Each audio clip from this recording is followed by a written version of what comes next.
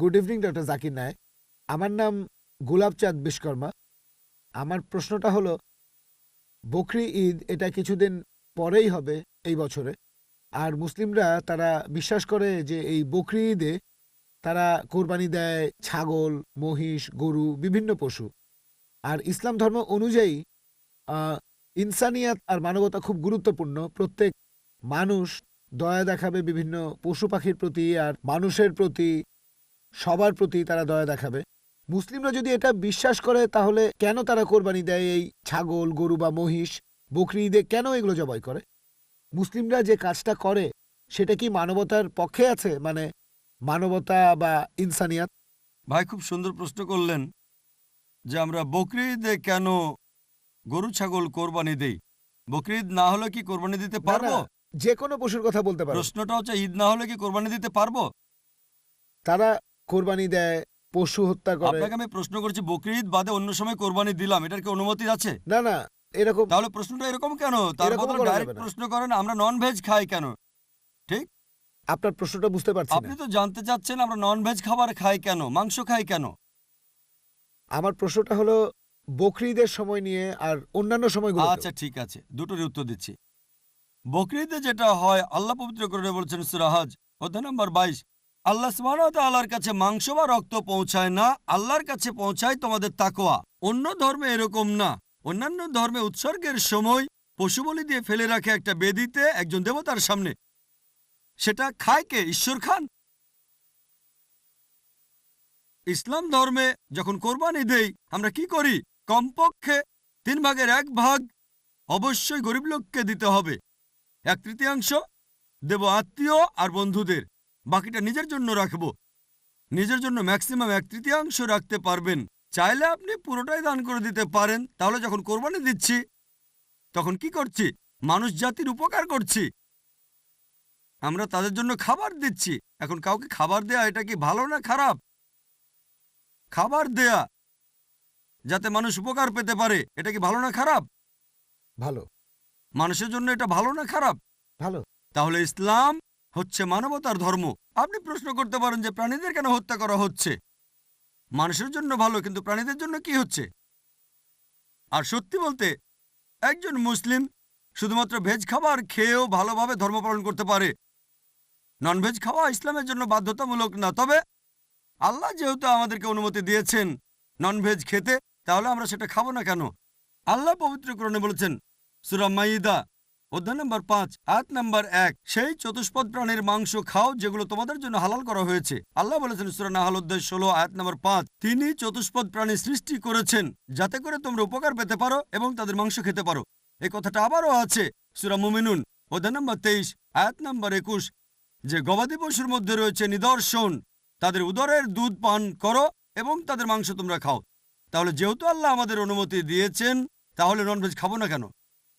এবার লজিক্যাল কারণে আসি। এখনকার বিজ্ঞান বলছে যে ননভেজ খাবারে, মাংস জাতীয় খাবারে প্রচুর ভিটামিন থাকে, আর এটাই একমাত্র খাবার যেখানে পরিপূর্ণ আমিষ আছে। আমাদের মানুষের শরীরে 23 রকমের অ্যামিনো অ্যাসিড আছে যেগুলোর প্রয়োজন হয়। এগুলোর মধ্যে 8টা অ্যামিনো অ্যাসিড শরীর তৈরি করতে পারে না, এগুলো পাই আমরা খাবার থেকে। এমন কোনো ভেজ খাবার নেই যেখানে এই 8টার সবগুলোই পাবেন।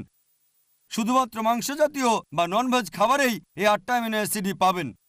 এছাড়াও যদি আপনারা দাঁত পরীক্ষা করেন তৃণভোজী প্রাণীদের, গরু, ছাগল, ভেড়া, তাদের দাঁতগুলো সমান। তারা শুধু ভেজ খাবার খায়, মাংস খেতে পারে না।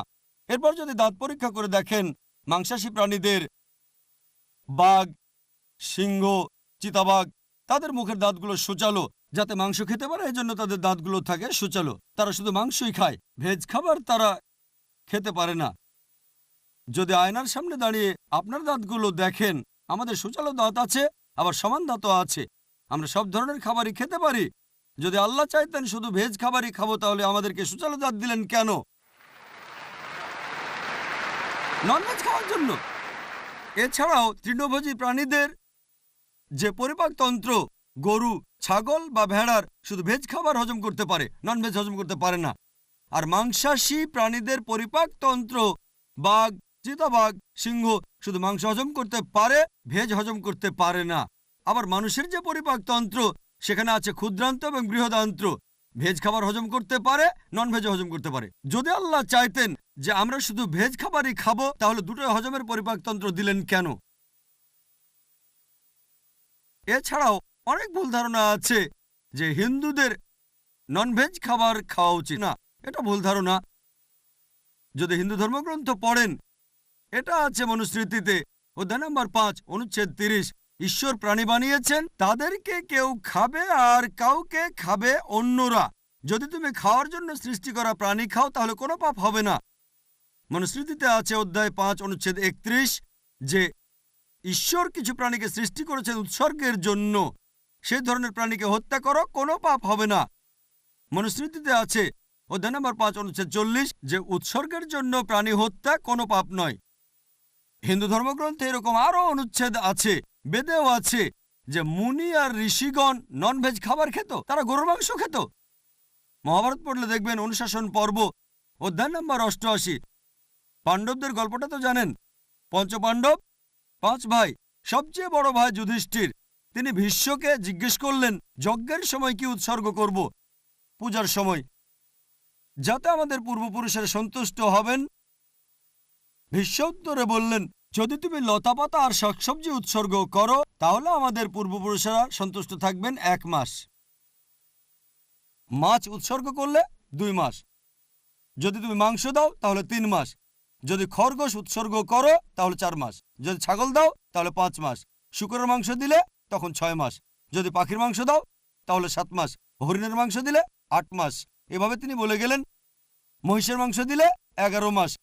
যদি গরুর মাংস দাও তাহলে পূর্বপুরুষেরা সন্তুষ্ট থাকবেন পুরো 1 বছর। আর যদি চাও যে পূর্বপুরুষেরা সন্তুষ্ট থাকবেন একেবারে সারা জীবন, তাহলে ছাগলের লালচে মাংস দাও বা গন্ডারের মাংস দাও। এ কথা কে বলেছেন? ভীষ্ম যুধিষ্ঠিরকে। পুরো তালিকা দেওয়া আছে। শাকসবজি, মাছ, খরগোশ, ছাগল সবকিছু আছে, মহিষ, গরু। তাহলে হিন্দু ধর্মগ্রন্থ বলছে নন ভেজ খাওয়ার অনুমতি আছে। হিন্দুরা এখন এগুলো মানে কারণ তাদেরকে প্রভাবিত করছে অন্যান্য ফিলোসফি, যেমন অহিংসা। এখন হিন্দুরাও এটা পালন করে। আর যারা এই অহিংসা নীতি মেনে চলে যে নন ভায়োলেন্স, জীবিত প্রাণীকে হত্যা করা যাবে না, যদি একজন মানুষ কোন রকম প্রাণী হত্যা না করে টিকে থাকতে পারে, আমি সেটার পক্ষে আছি। এখন তারা বলে প্রাণী হত্যা করা এটা খুব বড় পাপ, কারণ এটা হচ্ছে জীবন, জীব হত্যা করা নিষিদ্ধ।